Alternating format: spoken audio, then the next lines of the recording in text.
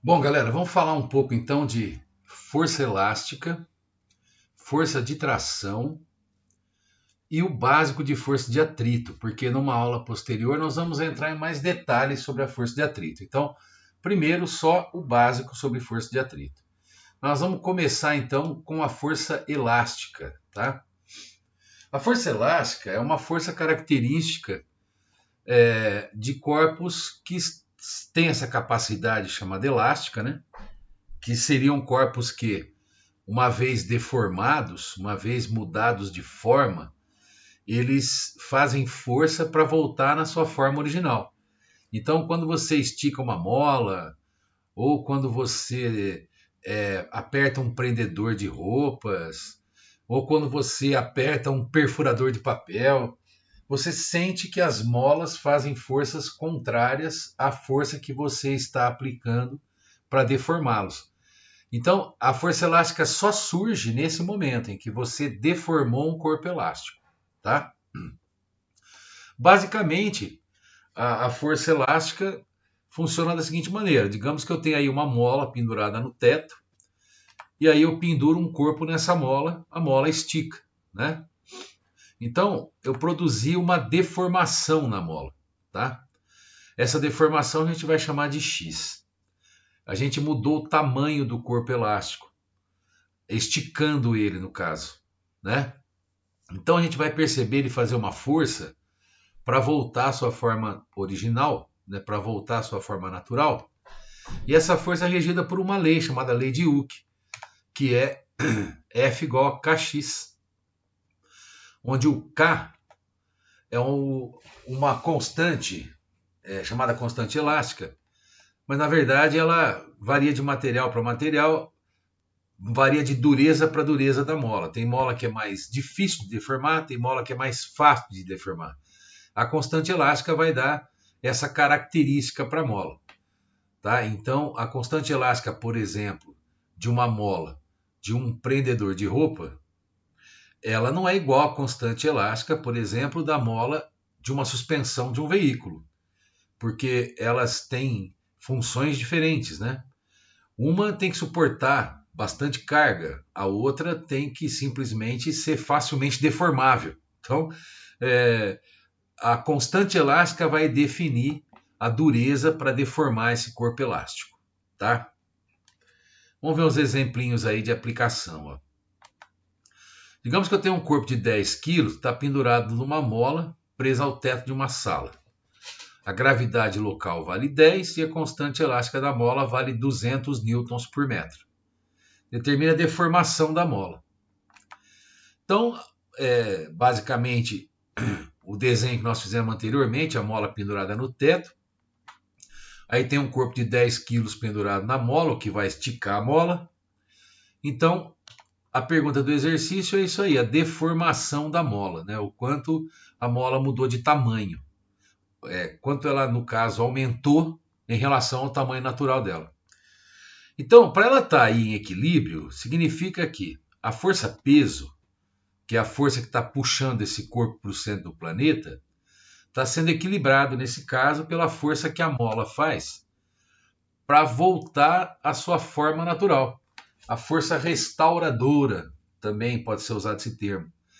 Então, a mola vai aplicar força elástica para cima. Não é difícil de imaginar isso. Se você parar para pensar, olha só, imagina a mola aqui. Você puxa a mola para baixo, ela puxa para cima. A mola faz força contra a deformação. Então não é tão difícil de imaginar o que está acontecendo ali. Acontece então que para a força elástica sustentar o peso, né, tem que ter pelo menos valor igual ao do peso. Então o peso tem valor igual ao da força elástica, peso é mg, força elástica é kx. A massa é 10, o g é 10, o k é 200, a gente vai achar a deformação da mola. Então 100 igual a 200x, x vale meio metro. Então a mola está deformada, está mudada de tamanho em meio metro. Tá? Imagina aí, um estilingue é puxado por um garoto, produzindo uma deformação de 5 centímetros em cada um dos elásticos paralelos. Sendo a constante elástica de cada elástico igual a 5 newtons por centímetro, determine o módulo da força aplicada pelo garoto, tá? Então a ideia é, quando um garoto estica um estilingue, ele puxa, né? Então ele sente o estilingue puxando no sentido contrário, né? Porque as cordas elásticas que estão colocadas ali, pode ser tripa de mico, pode ser um elástico qualquer, né? Ele vai puxar no sentido contrário à deformação do garoto. Então é isso que você percebe aí na figura, né?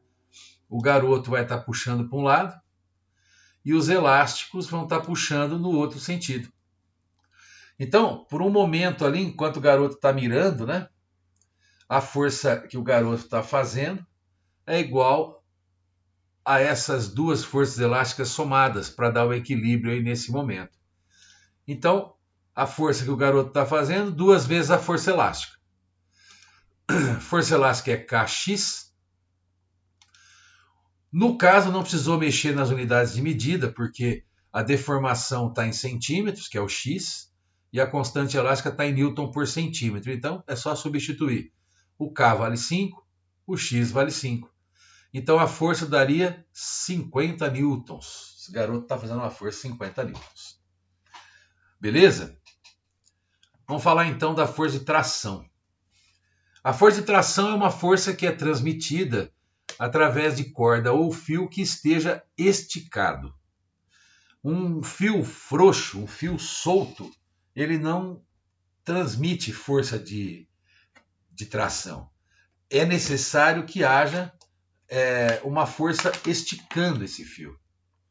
Quer dizer, se eu tiver um pedaço de fio assim frouxo, ele não está transmitindo força nenhuma. Na hora que ele estica, aí ele começa a transmitir força. Tá? Você imagina, por exemplo, se fosse um cabo que fosse puxar um carro quebrado. Enquanto o cabo está solto assim, o carro da frente pode começar a andar que o carro de trás não sai do lugar. Na hora que esticar o fio, aí ele começa a puxar o outro veículo. Então, a força de tração, ela só existe a partir do momento que você tem um cabo, um fio, uma corda que esteja esticado. Caso contrário, não transmite força. E uma outra curiosidade é que ela não faz força empurrando. Você não consegue empurrar através de uma corda, né? Um cabo flexível, tá? Só consegue puxar. Então imagina essa situação aí, ó. Pode ser um carro puxando outro carro, por exemplo, tá? Então tem uma força puxando esse corpo da frente aqui e tem uma corda que liga ele ao corpo de trás. Então a ideia é a seguinte, ó. Esses corpos têm peso, né? Cada um tem o seu peso. Vão estar trocando com o chão forças normais. Então tem a força normal no corpo 1, a força normal no corpo 2. Aí tem a força F puxando aqui o corpo da frente. Quando esse corpo tende a se movimentar, através da corda ele puxa esse corpo aqui de trás. Né? Quando esse aqui da frente começa a andar, por causa da corda, ele puxa o corpo de trás. O corpo de trás reage puxando ele. Ação e reação. Tá? Imagina uma situação dessa aqui, ó.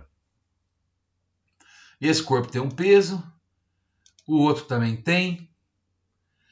Esse aqui, ó, está apoiado na superfície aqui, então ele está recebendo força normal, tá? E entre os dois aqui, ó, tem uma corda. Então, o peso desse corpo pendurado não está apoiado em lugar nenhum, então ele não tem força normal. Mas a corda sai dele, passa pela roldana e vai lá no outro corpo. Então, esse corpo pendurado puxa a roldana, que é por onde a corda passa primeiro. A roldana reage puxando esse corpo. Aí a roldana puxa o outro corpo. O outro corpo reage puxando a roldana. Então, repetindo, ó, o corpo pendurado está pendurado numa corda que sai daqui, passa pela roldana e vai lá no outro corpo. Então o corpo pendurado puxa primeiro a roldana. A rodana reage puxando ele. A rodana vai puxar esse corpo que está em cima da superfície. O corpo reage puxando a rodana. Ação e reação. Então, as forças de tração são transmitidas por cordas, tá? Cordas ou fios esticados. Um exemplo aqui. Um lustre de 1 kg de massa está pendurado no teto de uma sala. Adotando G igual a 10, determine a tração do fio que sustenta o lustre. Então, se você desenhar o lustre, né, isolado do teto, você tem o peso do lustre puxando o lustre para baixo. Por sua vez, devido a esse fio que liga o lustre ao teto, o lustre puxa o teto. O teto reage puxando o lustre. Ação e reação. E para ele estar aí parado, né, a primeira lei de Newton diz que a soma das forças tem que dar zero. Então a tração vai ter que ter valor igual da força-peso. Então, se a tração tem valor igual da força-peso e o peso é mg, a massa é 1 kg, G vale 10, então a tração nesse fio aí é de 10 newtons. Tá ok? Mais um exemplinho, ó. Um balde é erguido com velocidade constante por uma pessoa que retira água do poço. A pessoa está aplicando uma força de tração na corda de módulo 50 newtons. Adotando G igual a 10, determine a massa da água no interior do balde. Considere a massa do balde igual a 1 kg. Então, a situação seria esta: é um balde com água. Ele tem o peso dele, balde. E você tem o peso da água que está dentro dele. E além disso, você tem uma tração aplicada pela corda por alguém que está puxando o balde para cima, tá? Para esse balde estar subindo com velocidade constante, galera, é um movimento retilíneo uniforme. Implica a primeira lei de Newton, a soma das forças tem que dar zero. Então a tração para cima tem que estar equilibrada pelo peso da água mais o peso do balde. Então, tração, peso do balde mais o peso da água. A tração vale 50 newtons. O peso do balde é a massa do balde vezes a gravidade, e o peso da água, a massa da água vezes a gravidade. Trocando os valores, ó, o balde tem 1 kg, a gravidade vale 10, a massa da água não sei, a gravidade vale 10. Então, 50 menos 10 é igual a 10 MA. 10 MA é igual a 40, MA é igual a 4 kg. Então tem 4 kg de água dentro desse balde aí. E por último, vamos falar um pouquinho da força de atrito. Assim, o mínimo necessário para esse momento. Como eu disse, a gente vai se aprofundar dela no momento mais adequado, né? A força de atrito é uma força que atua de forma contrária ao escorregamento do corpo, tá? E ela só passa a existir quando há pelo menos tendência do corpo escorregar, tá? Antes que exista pelo menos tendência de escorregamento, não tem força de atrito. E outra coisa que é importante desmistificar é que por alguma forma de raciocínio, as pessoas acham que o atrito é sempre contra o movimento. E se a pessoa pensar desse jeito, ela não vai conseguir explicar por que ela anda, por que um carro anda. Entendeu? Então a força de atrito pode ser tanto a favor quanto contra o movimento. Então é necessário que você entenda que a força de atrito ela pode ser tanto a favor quanto contra. Por exemplo, digamos uma situação dessa aqui, ó, em que meu telefone está em cima da apostila.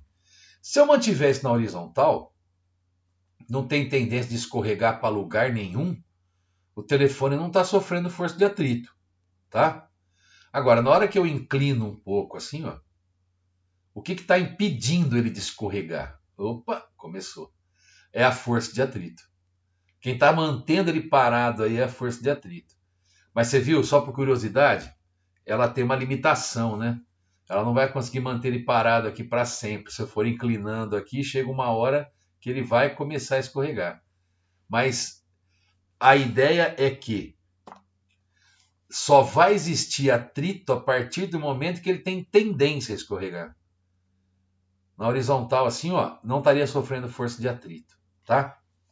E tira da cabeça a ideia de que o atrito é sempre contra o movimento, porque isso não é uma verdade. Quer ver uns exemplos mais práticos para poder entender que isso não é verdade? Quando o carro está atolado, tá? O que impede que o carro saia do lugar e comece a se movimentar? Atrito. Está faltando atrito. Então a solução para tirar um carro do atoleiro é enfiar pedra, pau, qualquer coisa embaixo da roda para que você tenha a possibilidade, né, de conseguir atrito e tirar o carro do lugar. Né? Então aqui é uma situação, por exemplo, que prova que o atrito nessa circunstância, para colocar um veículo em movimento, ele é a favor do movimento, senão o carro não anda. Por outro lado, a dificuldade de brecar um carro numa pista molhada também mostra que o atrito, no momento em que ele tem que agir contra o movimento, que é no caso de uma frenagem, por exemplo, tá? Se ele faltar, você não consegue brecar. Pilotar um carro, por exemplo, numa pista de gelo é um problema. Você deve ter assistido algum filme já em que o cara estava lá naqueles países em que neva e o gelo está espalhado para todo quanto é lugar. Então, para dirigir é muito complicado, porque você não tem atrito, você não consegue fazer curva fácil, você não consegue frear de maneira fácil. Então, o atrito ele pode ser tanto a favor do movimento quanto contra o movimento, tá? Mas ele é sempre contra o escorregamento. Isto é padrão, beleza? A ideia do atrito é não permitir o escorregamento. Ó, imagina esse exemplo aqui. O corpo da figura a seguir encontra-se em repouso. Sua massa de 10 kg e a gravidade vale 10. Determine a força de atrito capaz de mantê-lo parado. Use seno de θ 0,6, cosseno 0,8. Bom, nós falamos de força de atrito na aula anterior aí sobre força normal. Aliás, falamos de plano inclinado aí na aula anterior sobre força normal, né? Então, o corpo tem um peso, né? E se eu colocar um plano cartesiano aí, eu posso mostrar que esse ângulo formado entre o peso e a reta normal ao plano é igual ao valor do ângulo do plano inclinado. Você pode decompor a força peso em Px e Py, de tal maneira que a força que pressiona o plano inclinado é o Py, dá origem à força normal, que é uma força trocada entre o corpo e o plano de apoio. E para ele não escorregar, você tem que ter uma força de atrito contrária ao escorregamento. E para ele não escorregar, o que tem que acontecer entre a força de atrito e o Px? Bom, de acordo com o Newton, para que haja repouso, a força resultante tem que ser zero. Então a Fat tem que ter valor igual ao Px. O Px é P seno θ e P vale mg. Então, trocando a massa por 10, a gravidade por 10 e o seno por 0,6, a força de atrito vai dar 60 newtons para manter esse corpo em repouso. Tá? Esse probleminha, parecido com esse, caiu no Enem algum tempo atrás. E por causa dessa ideia que as pessoas têm na cabeça de que o atrito é sempre contra o movimento, muita gente errou essa questão. Mas a ideia é, uma pessoa sobe, aqui não é sobre não, sobe uma rua inclinada conforme a figura. Represente a força de atrito trocada entre a pessoa e o solo, tá? Bom, então, se você isolar a pessoa e o plano inclinado, você vai poder dizer o seguinte, que o pé da pessoa, para ela andar, empurra o chão para trás. E o chão tem que empurrar o pé dela para frente. Então, essa força trocada entre o corpo, entre o pé da pessoa e o chão é a força de atrito. Justamente porque o pé dele não escorrega, ele consegue subir.